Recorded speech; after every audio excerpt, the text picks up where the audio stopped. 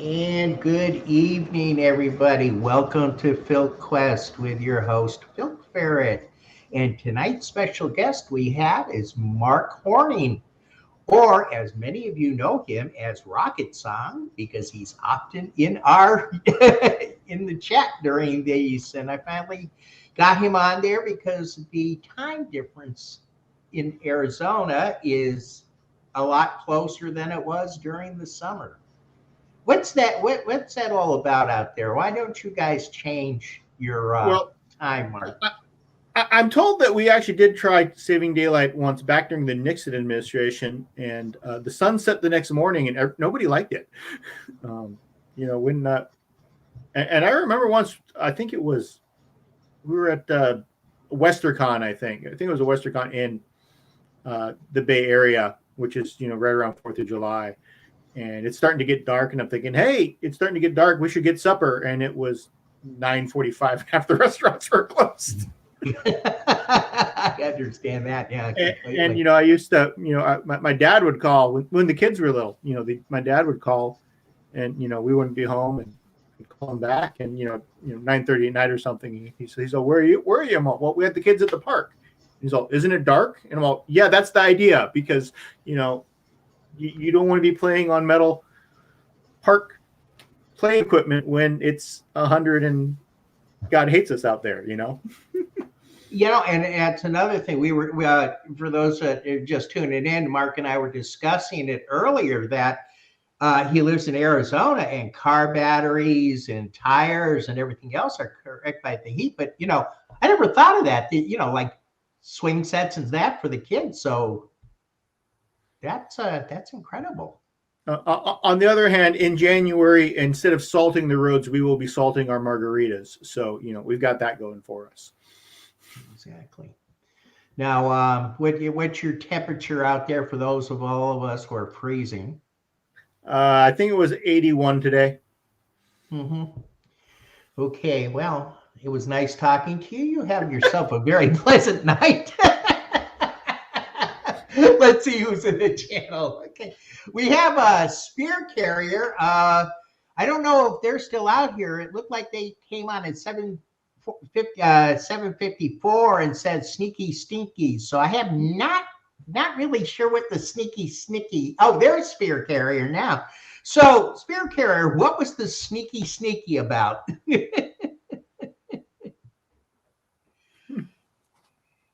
Okay, well, they're pointing. And of course, Donna Parker. Hi, Donna.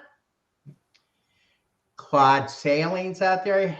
Welcome, Claude. Thank you for stopping in tonight. And Donna says, I do not like you anymore. Probably based on the weather.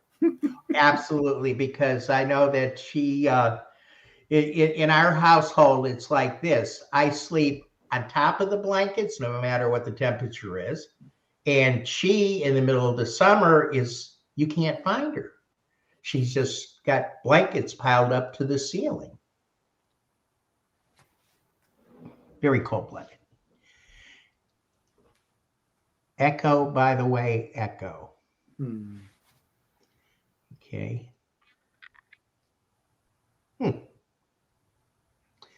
Okay, that's interesting. Okay, well, that being said, so I'm hearing a tiny bit of reverb, but I would not call it an echo. Oh, is she saying echo? Yeah. Huh, I don't hear anything.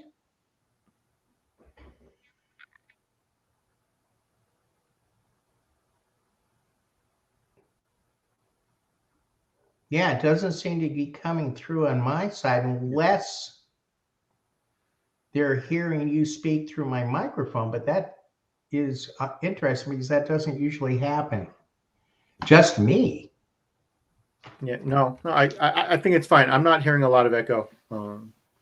Like I said, maybe a little, almost a little reverb, but no echo on this end either. So let me try this.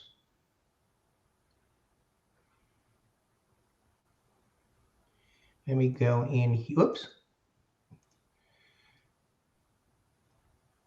Audio. Oh, I see what happened.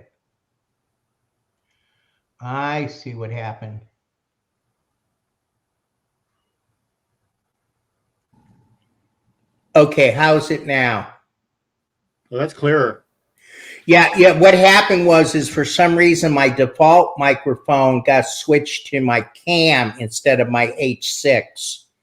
And I usually use the H6, so that's what was happening. Is that better?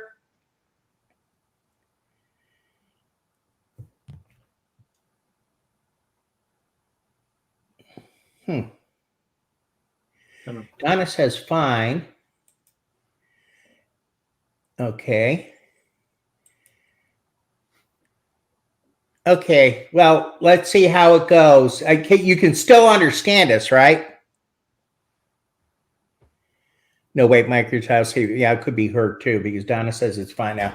Okay, so getting back to that. So you and I, basically, I don't think we've ever played together in for real. I think it's basically we've known each other on and off online. So what's your musical background?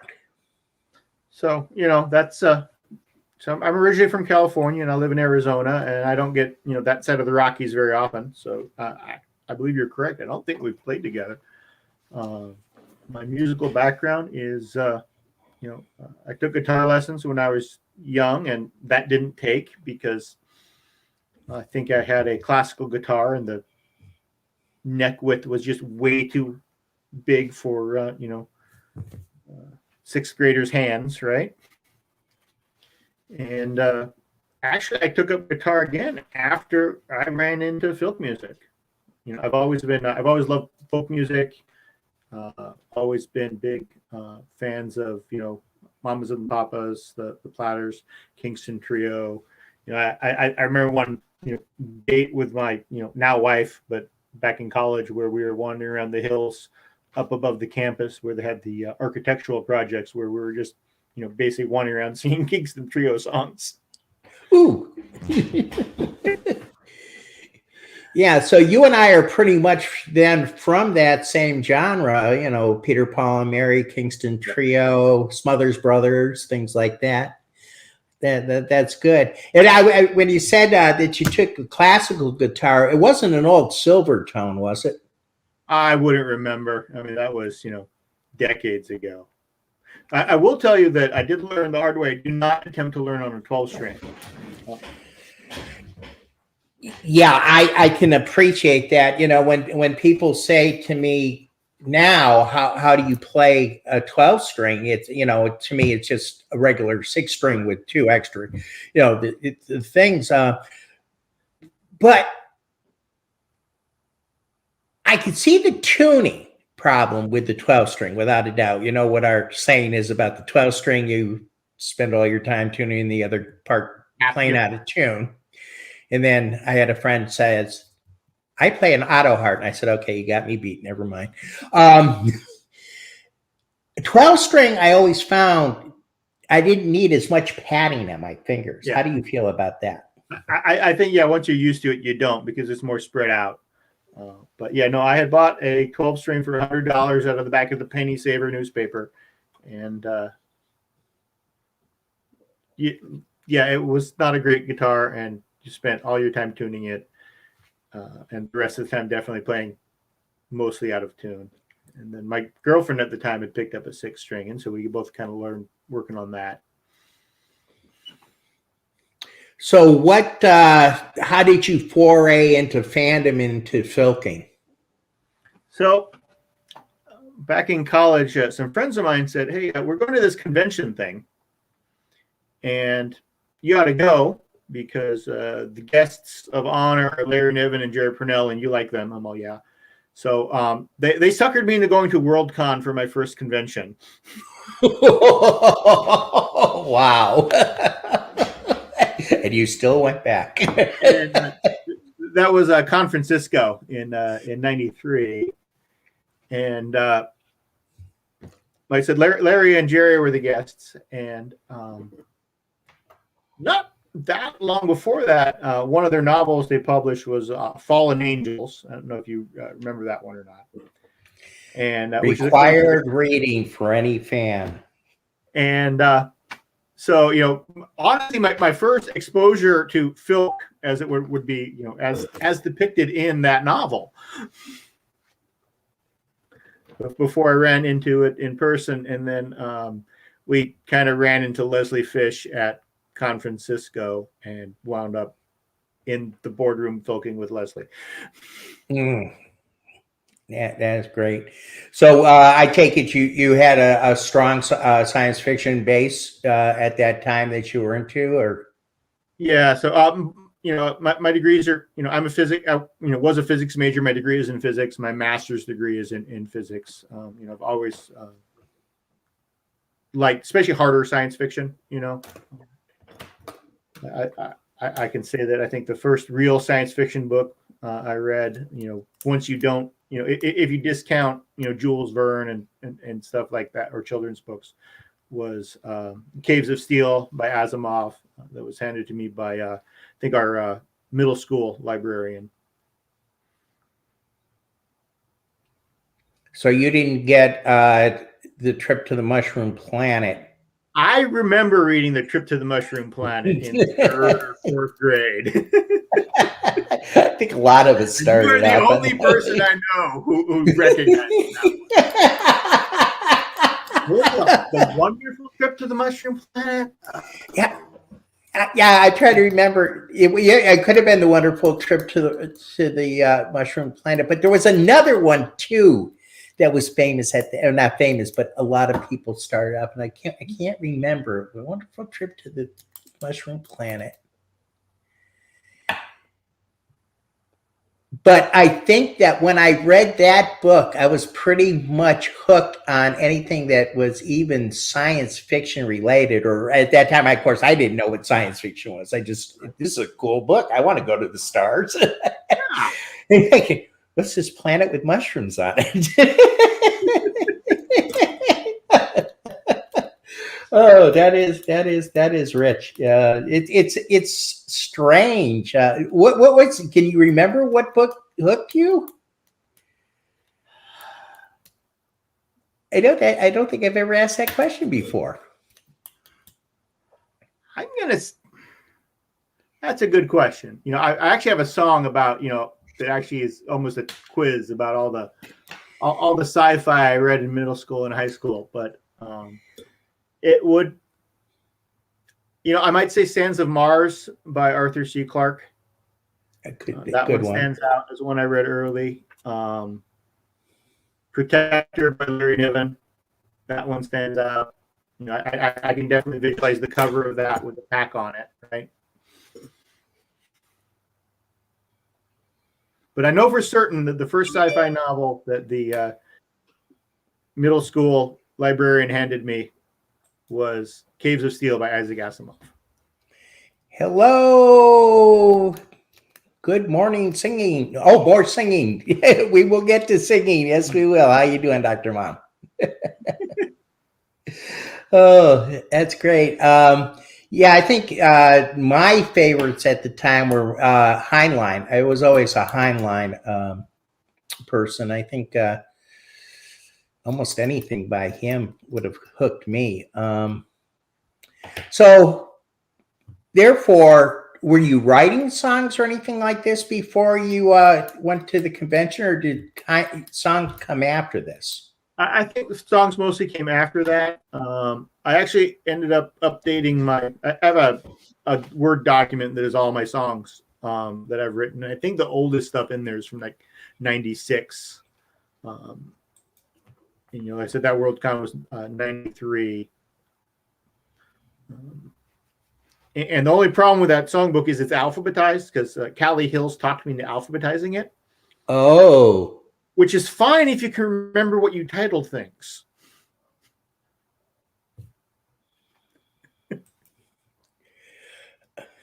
Yeah, there you go. I need to get him on here. I do. I'll tell you a little cute story about that sometime. But yeah, Paul. I'll tell you later. But anyways, so Callie Hills from Echo's Children talking into alphabetizing it. I used to have it, chronological because I kind of remember the order I wrote things in. But she talked me into alphabetizing it, which means, again, you have to remember what you call things. So I'll tell you what, since Dr. Mom would really like a song, we will honor that. And then I'll tell you my very quick story about Pasha. So I did FOM this year for the first time. I think a lot of people did. A lot of people did FOM for what with the pandemic, and some people being locked down, and some people being locked down more than others. I think there was a lot of folks did FOM for the first time this year, and I think I ended up writing 18 songs during FOM. FOM is it's not bad. FOM is very interesting because the goal is to write songs, not necessarily good ones. So, not all of the 18 are that good, but this is the one that everyone seems to like. So it's called City Full of Heroes.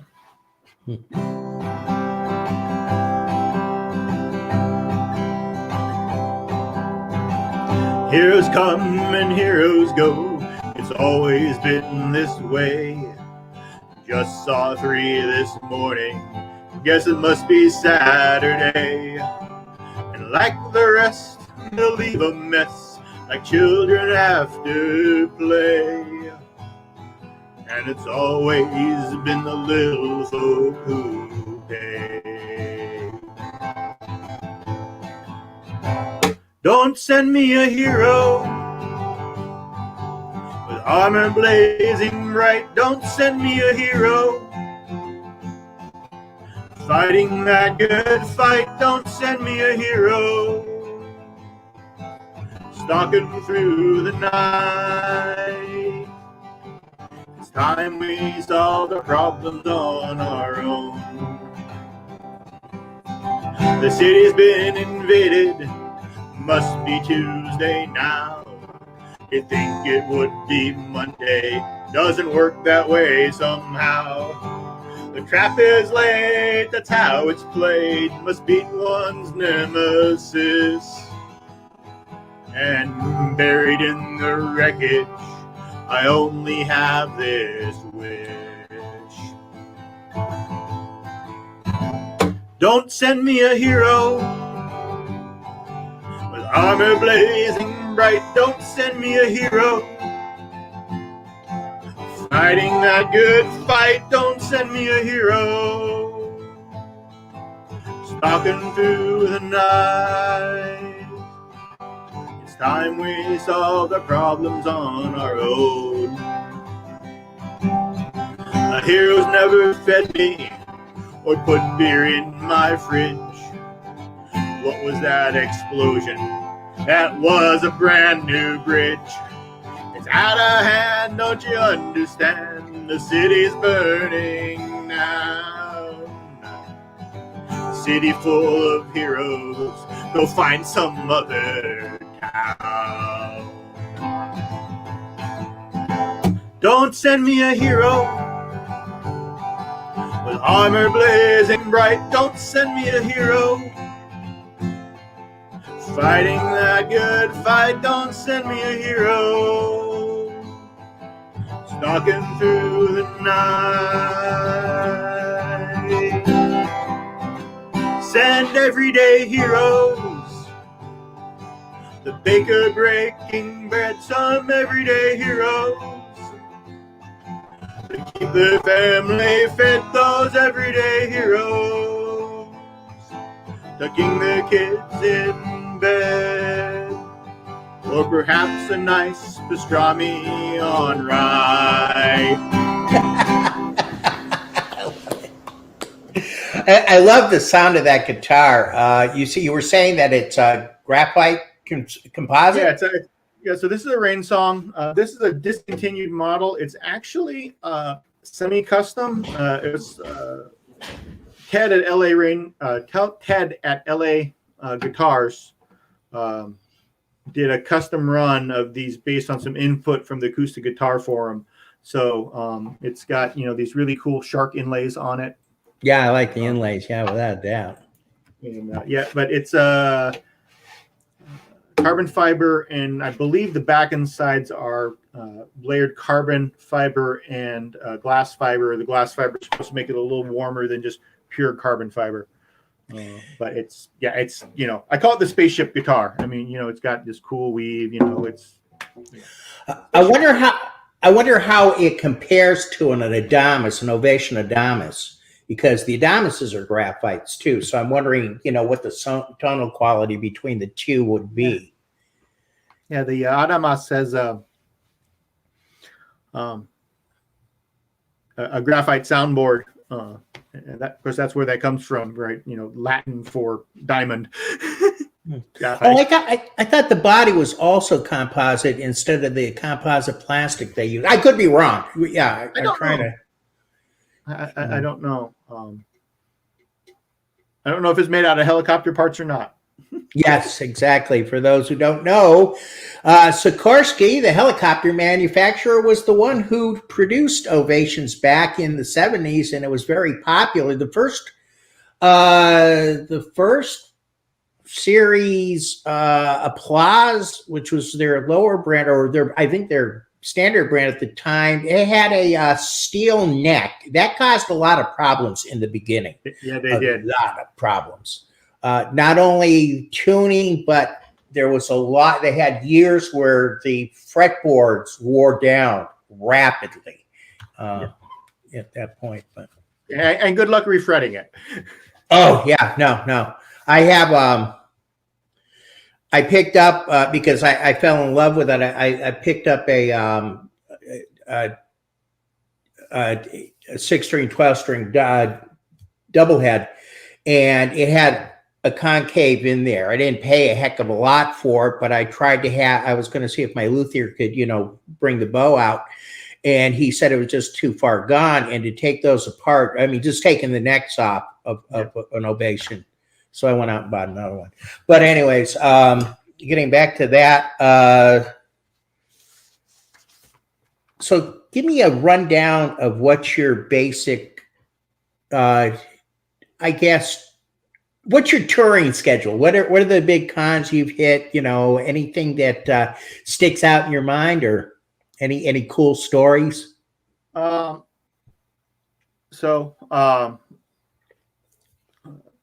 I was the music guest of honor here in Phoenix at CopperCon. Partially, I think that was because they realized I had a physics degree, so they could book me as a science guest as well as a music guest.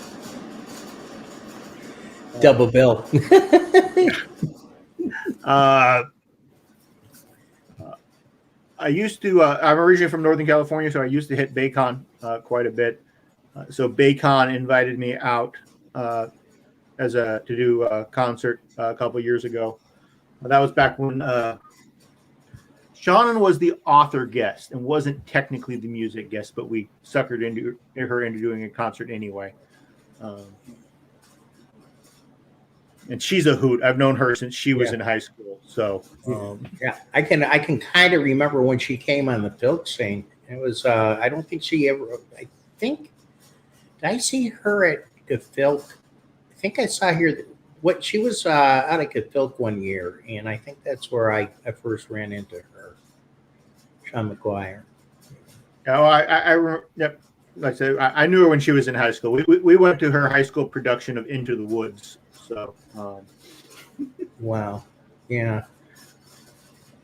Well, that's the thing. You're out on the West Coast, so most of the people that are out there, I haven't really run into, except for people like Lynn Gold. Lynn Gold used to be out in Massville at one point, and she had I guess with Spencer Love and at that early phase up in those days. And there's one or two others like Brenda and Bill. But other than that, so the big West Coast, we used to have two really nice West Coast Filk conventions, which was Concord and Consonance. So Concord was sort of LA area, Consonance, which is still around, is Bay Area, and I keep calling it San Jose, but it's technically not San Jose, but like other big metro areas, everything's grown together. And maybe you can tell you change cities because the street sign changed colors or something. But yeah, I remember we went down to we drove to Concord once, and we took my roommate's car because we were afraid mine was going to break down, and hers broke down instead. And we ended up, I think, hitchhiking to a bus stop, and then taking a bus stop, and we got to the hotel. And Leslie Fish is in the lobby with her 12-string guitar and is like, "We made it!"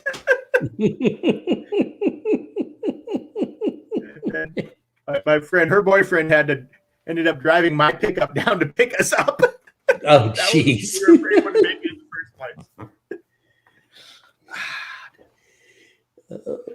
I remember who was the music guest there? It was his album is the Synthetic Filker, but I can't think of his name right now.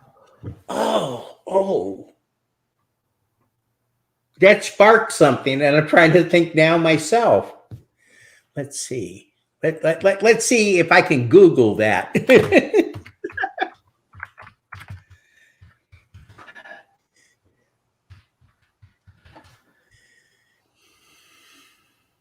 But so no, I used to love Concord. Concord, I think of Concord as my home convention. For a while, it moved down to San Diego, and we had this great venue where the music was in this top of this tower.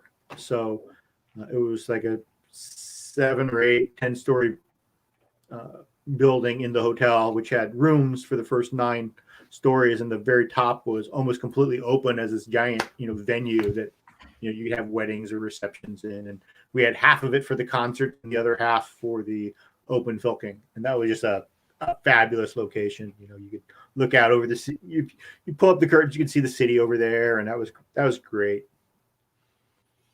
It's always good to have that home con, and that wasn't a pure Filcon then. It was just Concord was, and then as it died back, Concord kind of merged with some of the other conventions down there. So they were again double billed as Concord and Conjecture.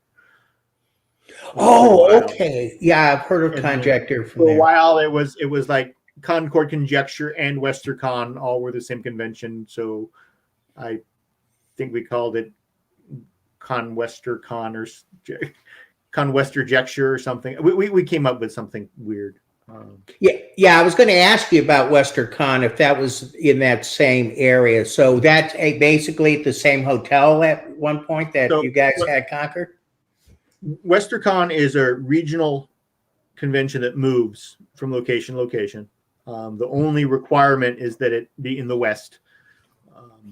So it's been in Phoenix several times, Los Angeles, up and down the coast. I think the furthest west it's gotten would be Denver, which is technically cheating because I think Denver is technically on the wrong side of the Rockies. And Westercon, the organization is actually started out of LACon, Los Angeles. So they actually have Filk written into their bylaws. They are required to have Filk by the bylaws.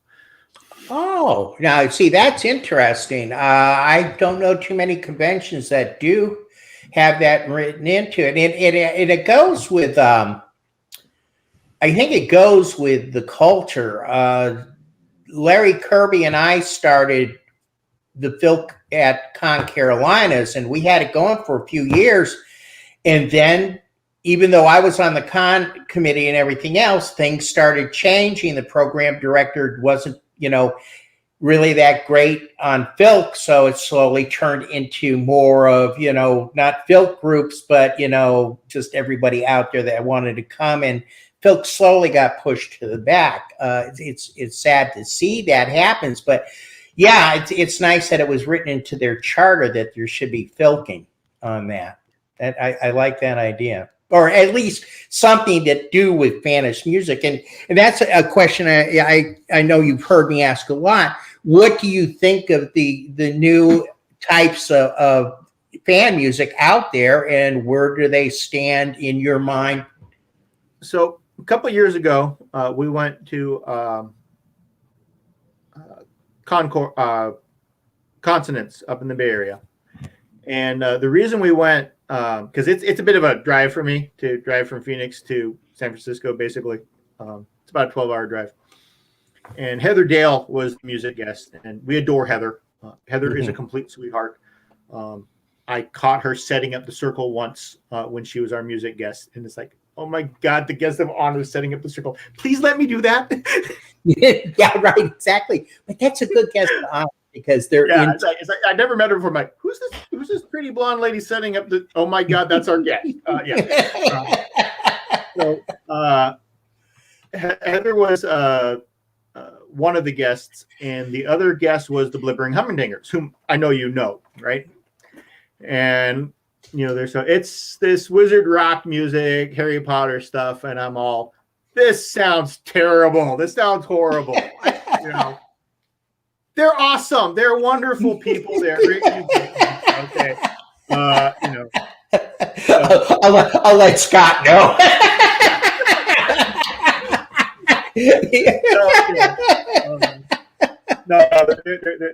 They're fabulous folks. They're a lot of fun. Really nice people, and so Filk is the music of the community, right? And the community is hopefully not graying as fast as it has been. You were saying? Yeah. You don't have to like everything to welcome everyone. How's that? Exactly. That sounds like a perfect answer, and I think that's pretty standard across the board. And I'm glad that you got to experience Scott and Kirsten, and did they have the kids too, or was it just them? I think they did. Yeah. I recall that. Yeah. Oh, yeah, Chuck was with them too, I think. Come to think of it, I think Chuck even went out there. Chuck Parker, he paid his own way out there because he's their bassist. Yeah, he's no relation to me, but we're real good friends. They're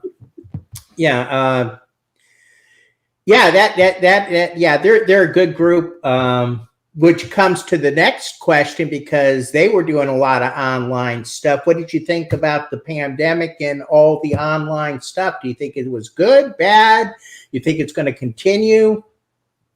So I think it was a very good thing as a response to just how everything got shut down. It took a little while to figure it out. The first time Lem did a Festival of Living Rooms, we hadn't settled on Zoom yet. We're doing 4 or 5 different things. Some work better than others.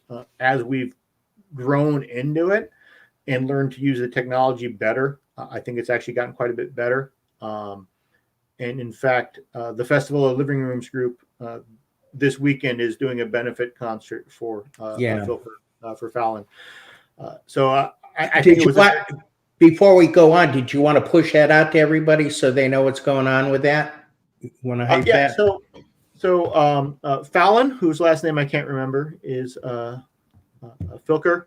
She is blind. She's been blind from birth, and on the way to OVFF, I believe, she was traveling with some good friends of mine, the Tyras,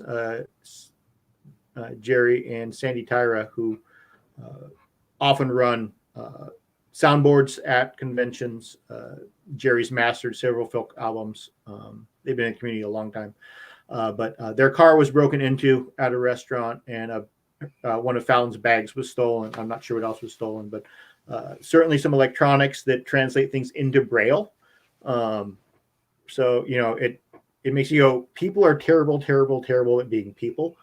And let's do what we can to make the world a better place. So Lem asked for people to volunteer to do a benefit concert on Saturday. That is on the Festival of the Living Rooms group. So if you know Blind Lemming Chiffon, just ask him for the link and he will provide it.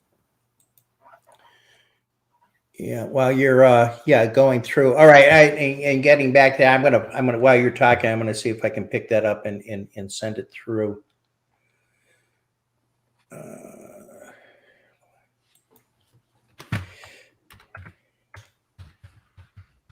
So as you were saying, yeah, it would seem to have gotten together and gotten a lot of different things because of like things like the Living Festival of the Living Room. Did you really meet anybody that you hadn't had a chance to meet before or aren't likely to run into in that? Well, Lawrence, we're not likely to run into Lawrence since he's Lawrence Dean because he's in the UK, and I know you're working on getting him on the show. And then certainly some of the German Filkers, if I haven't seen them before, I haven't seen them in a while. Steve, who's 2 physics degrees, terrible with names.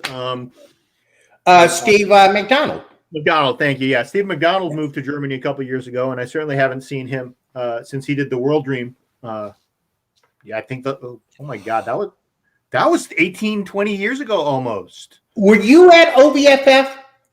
No, but I am on it from Concord. Okay, yeah, I was wondering because I said, well, maybe we have been together because I was there. I was there at like 3 conventions he was at. I was at the Filk, I was at OVFF, and I think it was one of the Northeast conventions that we had when he was doing that. It never came out, did it? He finally mixed it, and it is released. At least not as an album, but he put it on the web, and he's got some video and pictures of everybody who was there doing it. So you've got, me wearing that same camo shanter hat I do at the Ren Fair, which is 20 years old and looking much less gray. I noticed you put that up when I asked you for a bio. I said, "Oh, you changed his picture."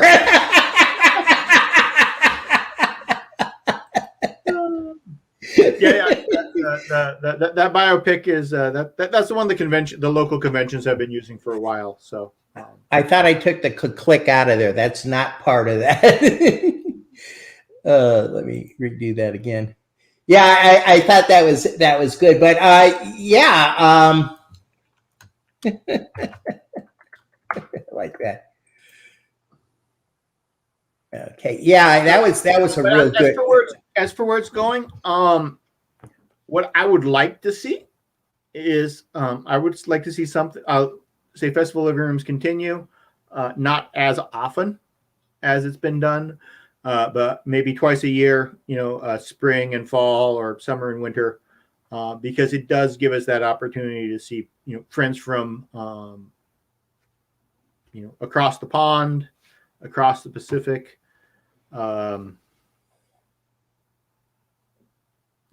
Certainly some of the Australian filkers I probably wouldn't have known or heard of without some of these online events, right?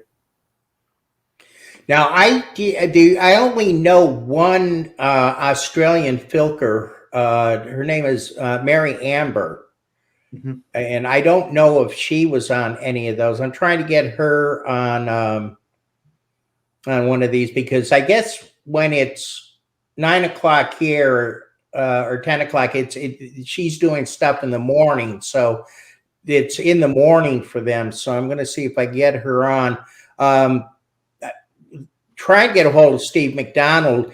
The problem is, trying to do this show with people like Lawrence Dean and Steve is the time zone. I know Mike Whitaker I'd like to get on here, but that's the thing about the internet. I don't think we could have done what we did the last year and a half, 10 years ago. No. Just did not have the bandwidth. The other Australian filker, I don't know, do you know Daniel Kelly? No. Let me see if I can put him on my list to see if I can. Is he on Facebook? Yeah, he is. He wonderful baritone voice. I like him simply because he asked if he could record one of my songs a while ago. So, good reason. Why not? And since he asked you to record songs, why don't you give us another one? That was all right. See how I segued that in? That's a nice thing. So I'll tell you what we'll do here. I will. pick up the 12 string. Okay. And hopefully it's in tune, folks. It was in tune earlier. This one's actually a parody, not completely original. So I had mentioned that I'd first run across Filk in a novel, and that novel was Fallen Angels. And so this is Fallen Angels, and the tune is Fallen Angel by 3 Days Grace, which my teenage daughter showed me this tune. I'm stealing that now. I'm stealing that last week. I'm stealing this immediately. Late at night, too tired for crying. Another blanket, try to fall asleep. The frozen world everywhere is dying. Who's that knocking at my door? Not part of my life, not anymore. He says we have to drive away. We need to save fallen angels on the ice, growing dark and let them die. Fallen angels, now's our time. Gotta rescue them tonight. Fallen angels dropped out of Fandom for my protection. We have to act now, today. There's no time for any question. And there's knocking at my door. Part of my life, not anymore. And now we've got to drive away. We have to save fallen angels on the ice, growing dark and let them die. Fallen angels, now's the time. Oh, to rescue them tonight. Fallen angels gotta go, 'cause they can't survive alone. Fallen angels, now's the time. Gonna rescue them tonight. I was right beside them in the frozen hell and back again. I was there beside them in the frozen hell and back again. The Fandom had to say the fallen angels. Fallen angels on the ice, going dark and let them die. Fallen angels, now is the time. Gotta rescue them tonight. Fallen angels gotta go, 'cause they can't survive alone. Fallen angels, now is the time. Gotta rescue them tonight. Fallen angels.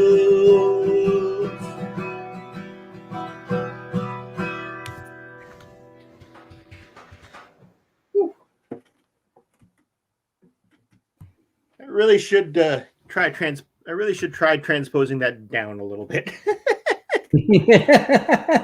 But it was good. I liked it, and you know, if you know the book, you can really pick up the the lines in there. You know what you're talking about when you're talking about being on the ice and everything else. Yeah, that's that is. Oh, sorry. Go ahead. What I like on a literary song, what I really like is don't tell the whole story. Give us the hook, right? So, like, that's the first chapter of the book. It doesn't tell you what happens in the book, but that's the setup, right? And it gets you invested. It's like, you know, Leslie's Pride of Chenor. It's the first 3 pages of the song. You know, a lot's going on. You think it's the whole book. No, it's the first 3, maybe 4 pages, right? I have to admit that I did a song about the moon as the harsh mistress, and it was to the tune of the Patriot song, the Patriot Gang, and I do tell the whole story from the beginning to the end in that song. Usually I don't, though. that Matt won me $100 once in a songwriting contest. I wrote a "Moon is a Harsh Mistress" song to the tune of "The City of New Orleans." I've got to hear that one. So, yeah. No, so if you go to my YouTube channel, which is Rocket Song, and it's that because it's old enough that back then everyone, no one used their name for their YouTube channel. You were expected to come up with something. So Rocket Song is what I settled on. There is so Rocket Song is the 7th track on the album, and the album is Space and Freedom. So obviously it's thematic, but most of the originals are up on the Rocket Song YouTube site. I've done recently a few instrument videos. People ask questions about, like, the Rain song. They ask questions about this outdoor ukulele that I play sometimes. So I've been doing a few 10-minute, 5-minute, 7-minute, instrument time videos. So if people see me playing something and they're all, "What the heck is that?" and want to hear me yammer about it, leave a note below, like and subscribe. Any comment helps the algorithm, right? Yeah, what I can do, yeah, and if same thing, if you guys like this time, we're not monetized for those people who are new here that are in Vance and I do no Filk productions, no budget productions, because we enjoy doing this. I mean, I'm into Filk, we're both into Star Trek fan films, and we have a lot of content creators on here that we given a platform to. So yeah, if you like what we're doing, just drop us a like, even a thumbs down. At least I know somebody was watching. So, so speaking of Star Trek fan films, yes. So I pulled this song out just for you. Oh, okay. So, and it's inspired by. We'll go inspired by rather than based on. So the 9th episode of Star Trek Continues, which was a quite well done, decent budget fan film. So the 9th episode was called "What Ships Are For," and it had a very much of a ultimate computer vibe going to it, where Kirk ends up giving a long soliloquy, quoting a poem, right? Instead of tall ships, he actually quotes John Shedd, who says, "A ship in harbor is safe, but that's not what ships are built for." So this is called "Beyond the Harbor." They laid her up in Boston town, below from the New World's ground. 50 guns set on 2 gun decks, and of English ships she made 5 wrecks. Freedom's cry heard the whole world around, and she may have been safe in the harbor, might have been safe in the harbor, could have stayed safe in the harbor. That's not what a ship is for. CV2, known as Lady Lex, 80 aircraft and a wooden flight deck, fought bravely at the Coral Sea in the struggle to make the whole world free. A battle that echoed the whole world around, and she may have been safe in the harbor. Okay, it wasn't that safe in the harbor, but she could have stayed safe in the harbor. That's not what ships are for. Born amidst sand and the Joshua trees, a thunder on the ocean breeze, engines alight, her 10th space flight, 7 souls lost in the morning light. and the people grieve the whole world round. And she may have been safe in the harbor, might have been safe in the harbor, could have stayed safe in the harbor. That's not what a ship is for. We fed our sea for 1,000 years. We mourned our dead, shed our tears. And space is cold, unforgiving, I'm told, but there's always someone who'll dare to be bold. We build a foothold, we'll stand our ground. And it may be it's safe in the harbor. We might be safer in the harbor, but we won't stay safe in the harbor. That's not what ships are for.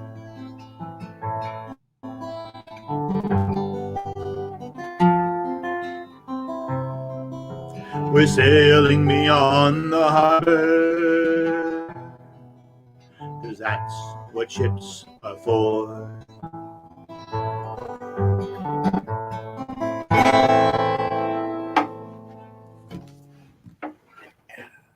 My God, you hit every heartstring on me.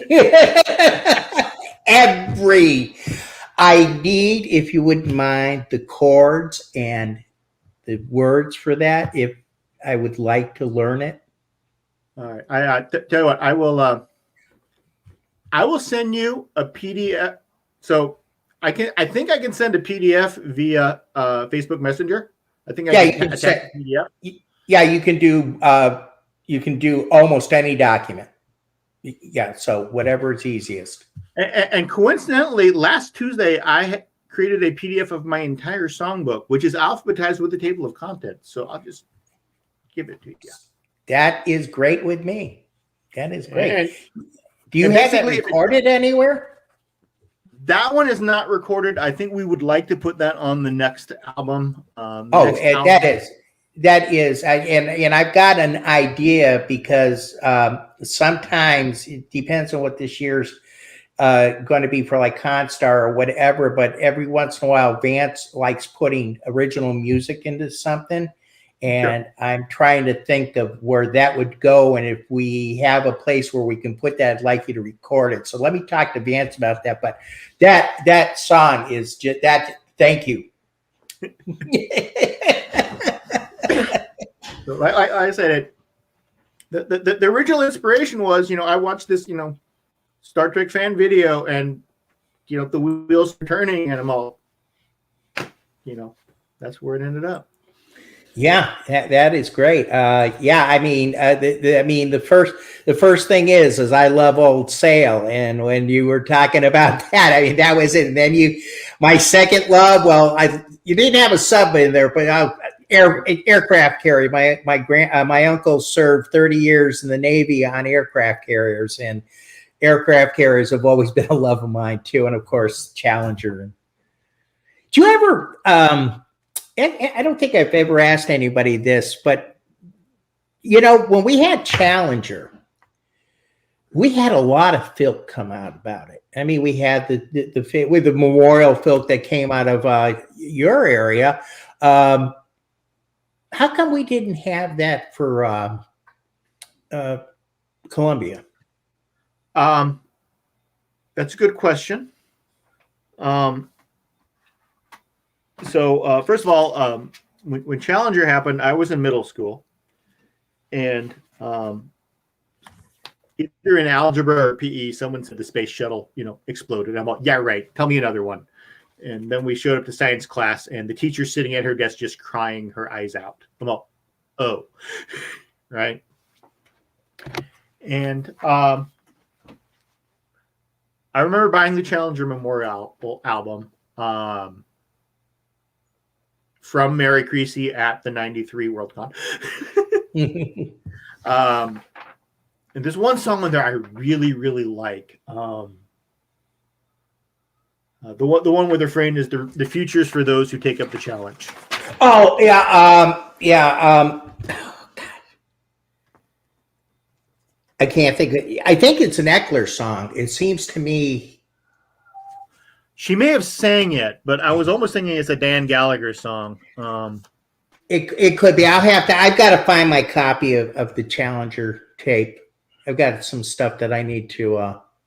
But since you asked, and don't ask me why I wrote this 10 years later. Okay, so I wrote this in 2020 actually. It's called 16 Minutes. 16 minutes from home, the board is looking green. 16 minutes from home, the danger's still unseen. Radar trace says she's right on track, coming home now out of the black. Once you commit, there's no going back. 16 minutes from home, just 16 minutes from home. 16 minutes from home, and the weather's looking great. 16 minutes from home, where we all will celebrate. Bearing eastward and homeward bound, the family's waiting down on the ground, a sight that never ceases to astound. 15 minutes from home, just 16 minutes from home. 16 minutes from home, when the alarm began to blare. 16 minutes from home, they didn't have a prayer. A leading edge that was compromised, fire blazing across the skies. This seconds of warning before they died. 16 minutes from home, just 60 minutes from home. 60 minutes from home, so close yet so far. 60 minutes from home, they died to touch the stars. 60 minutes from home, 60 minutes from home, 60 minutes from home. 60 minutes from home, just 60 minutes from home. Very good. That's obviously for Columbia. I've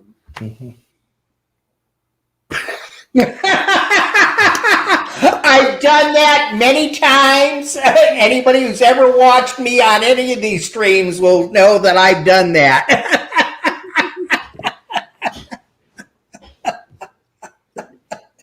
I have a second laptop over here, which is completely muted so that I can see the chat. Back and forth, yeah. Well, we've hit the hour mark. It's been we've hit the hour mark, Mark, and it's been really good having you on. I'm glad. I know we've been talking about it over the summer, and we were just waiting for the time differential to be right so that it was convenient for you. And I'm very happy we were able to. And you're invited back anytime, of course. So if you want to go like 3 minutes long, I got one. Oh, sure. For you. We can go as long as you feel comfortable, as long as it doesn't get too late. I know we both have to get up for. So you've told this story repeatedly about matricula and some sort of fake campfire. Oh, yes. So was that at Con Carolinas? Was that Dragon Con? Where was that? Yeah, it was at Con Carolinas. It was the first year I've been hadn't been Filking in a while. I've been doing other things with CAP or Civil Air Patrol, and so Donna and I went to our home con, which is Con Carolinas, and I walked into the Filk room on Friday night, and I looked around, and there was this flame in the middle of the floor. It wasn't a real flame; it was a blow up. And I said, is this a Filking room? And they said, no, this is the campfire. I felt like Gibbs when he walked away and came back, and Donoso had his campfire stuff. But anyways, it's an inside joke for NCIS for those who still watch it. I haven't watched it in a while. But yes, that is exactly what happened. And I said, what is this expletive? But I found out it was great. So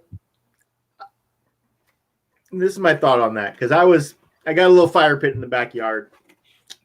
And, I certainly don't mind taking this outside. And I was thinking about that story. And I was thinking about, the little campfire I've got going in my backyard. And I think that Matricula is really tapped into something, which is that for tens of thousands of years, what man has done is he has sat around the fire and told stories. And 5,000 years from now, we're going to be sitting around the fire telling stories. Now, the fire might be the fusion fire in the main engine room, right? It may be that we put the local star on the monitor, and that's our fire, right? Because you don't want to open flame in the spaceship. But I was thinking about that, and I was thinking about that story, and I'm all, you know what? She's onto something, even if she doesn't know she's onto something. And so I wrote this, and this one is tuned down. And this is an E minor, so.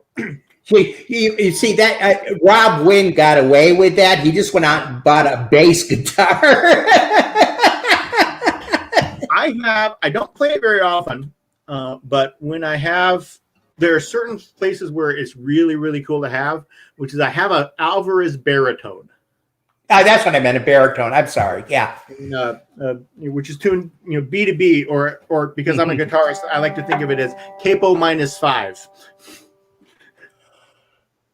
Yeah, right. Okay. Yeah. All right. Yeah. There you go. Wow. So anyway,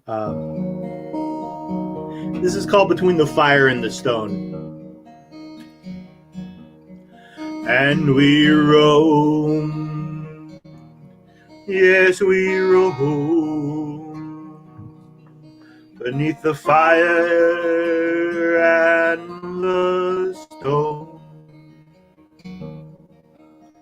Come sit beside my fire and tell me distant tales. What lies beyond that mountain? What lies beyond the dale? Come lay aside your burdens, sit beside the flame. Circle of darkness vanished, a place where night is tame. Beside my fire, and the stars stood high above us, like sparks to heaven flown, and the earth was hard below us, the unforgiving stone, and the game that fell before us, for our aim was straight and true, and we told the ancient stories as mankind's wont to do. Beside the fire, and we roam, yes, we roam beneath the fire and the stone. Soon the people grew, they prospered, they tilled the earth below, explored and found new wonders wherever they did go. And the earth gave up her secrets, iron yielding from the stone, and they worked with ore and alloy, expanding what was known. Forged in fire, And with steel they forged empire, with steel made endless war. And the people wept with anguish, for they knew they could be more. And the stars stood mute in judgment, as stars are known to do. And with new resolve they prospered, and from that world they flew, mirthed in fire, and they roam, yes, roam, beneath the fire and the stone. Now we sail from world to worldlet, as we trade between the stones. We tame the fusion fire, its secrets now we own. Yet we still recall the dawning, whatever our travails. So sit beside my fire and tell me distant tales around the fire.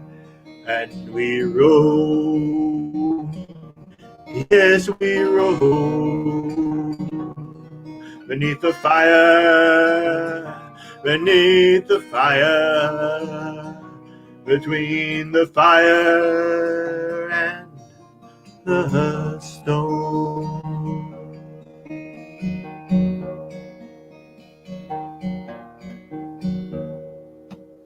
Very nice. Very nice. Very nice. Thank you. I do enjoy your writing. I do enjoy your writing. So, and that was good. So, where are you going to be next? Any cons coming up? So, we're still in the midst of some things are canceled, some things are not. So, I think we're still in the process of figuring that out. The next one I know for sure is probably going to be CopperCon, which is here in Phoenix in September. That one should be live next year. Hopefully Leprechaun will be live this year. We did Leprechaun virtual last time, a mix of Zoom and Discord, which kind of was interesting. That must have been interesting. Yeah, I was going to say that would be interesting. And then I believe I did a concert for that one. And whenever I've been asked to do a concert for one of these virtual events, I normally set up a second video camera right above my monitor. So I can put that up on YouTube. So if you miss it, they're there. The camera angle is a little funny because it's a second camera. And so you never see me look into the camera on those because I'm looking into the other camera. Or I'm reading my notes. The notes on this side, I learned years ago, make sure you have your notes with you from Larry Warner. Yeah. I love Larry. Haven't seen him since he moved to the East Coast. Yeah. Wow. I don't know if he's doing. I don't know if he's doing much filking anymore or not. I don't know. Haven't heard of him for yet. Let me put that down. He might be a good person to get in touch with. Didn't he? Correct me if I'm wrong, but didn't he do Elmo's Fire? He did. So yeah. All those songs were written by Dwayne Elms. Dwayne Elms, right? Larry recorded them. Yeah. So. And that's the song that really hooked me into Filk was Dawson's Christian. Yeah, I heard that and I was hooked into Filk, even though I'd been writing semi-Filk and didn't realize it. But when I heard that album, it's still one of my, or cassette that is still one of my favorite cassettes is that one by Larry. Larry has such a great voice. I mean, we call him the rat bastard tenor, but we mean that, with love in our hearts. Yeah, of course. How about Frank Hayes? Do you run into him at all? Last time I saw Frank was at Oricon. That's the Portland convention. That was in 2019. I believe he lives up in Portland area. But he normally shows up to Oricon. Maybe there's a Filk convention up there I've never been to. It's newer, and by newer I mean it's probably far more older than I think it is.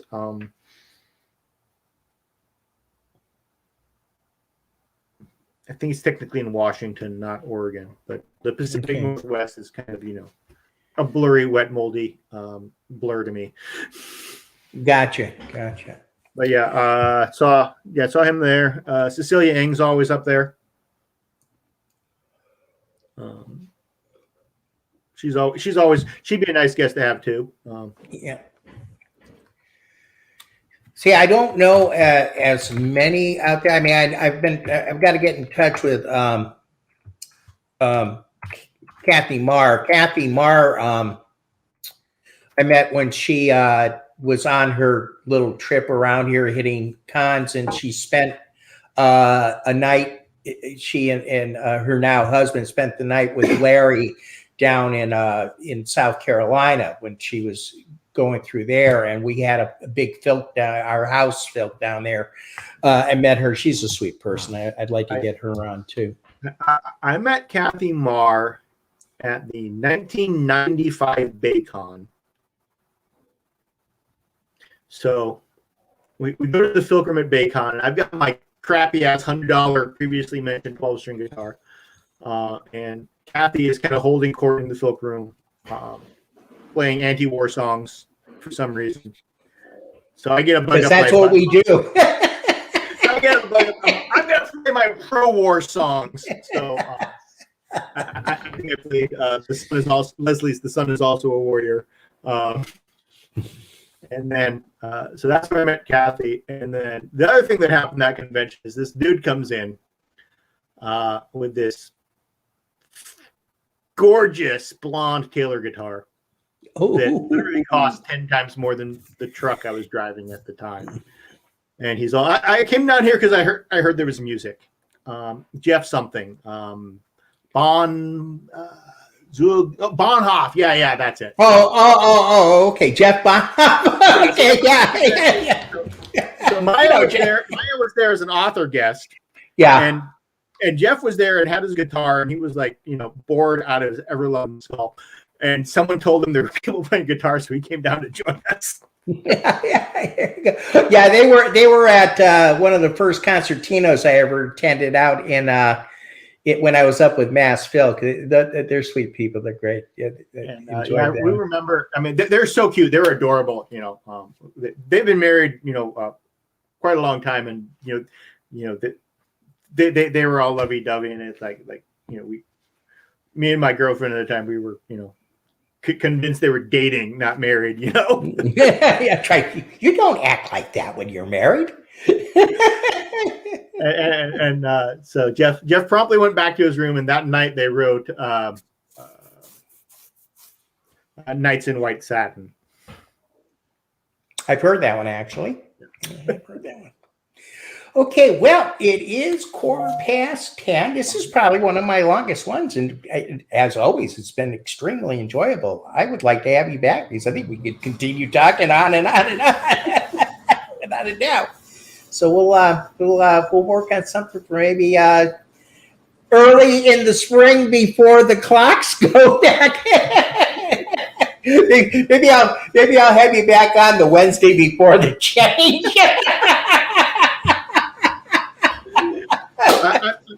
I'm telling you, if we could figure out a way of boxing up sunlight and sending it to someone else, we would in the middle of summer. Okay. Mark, it has been a pleasure. I want to thank everybody who stopped. Next week, we actually have more of a fan type person by the name of, she was supposed to have been on 2 weeks ago, and I postponed it because I had things that I was doing, and she was so gracious. Katrina Joyner. Okay.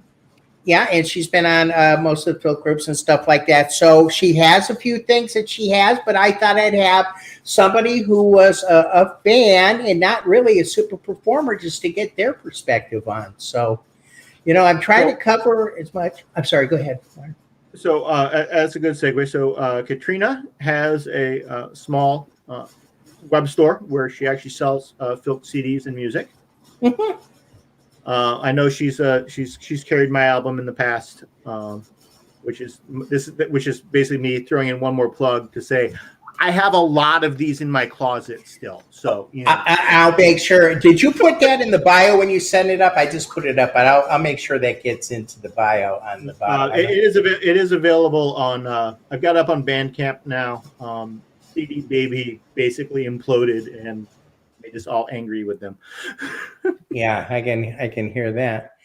And then we have, this is for the rest of the year, got Katrina Joyner, and then the week after that, I have Graham Leathers. Okay. Yeah, Graham and I have known each other for a long time, and Becca. I knew Becca before she was Graham's wife. I remember one of the first cons that she came to. She won't be able to be on this particular one. I think it's a work conflict. The 22nd, the week of Christmas, I've decided, people might be running around and everything, so I'm not going to do that. So the last show of the year is my old voice instructor, many, many, many years, and a real good friend, Mary Ellen Wessel. Oh. Yeah. And Mary Ellen is going to be on the 29th. And then I have to start getting my, over the next few weeks, set up for the beginning of January, and we'll go from there. Yeah, Mary Ellen Wessel says she has one CD, which is nothing but covers, called My Favorite Sings, which is actually one of my favorite albums. So yes, it is. And I remember when she recorded that, and her husband, Ed Stout. As a matter of fact, very quick story on that. The girl I was dating at the time, Larissa March, and I were taking lessons from her. You may know Larissa, who is with Rob now up in Seattle.